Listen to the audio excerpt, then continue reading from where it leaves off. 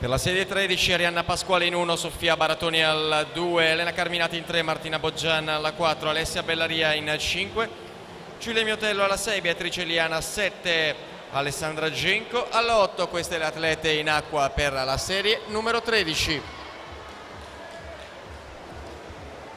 Ai blocchi di partenza la 12 Anna Spillari in 1, Marta Maculani in 2, Valentina Montanari alla 3, Laura Casera alla 4, Sara Boccolacci in 5, Rebecca Trentina alla 6, Sara Mazzotti alla 7, Rachele Melotti 8.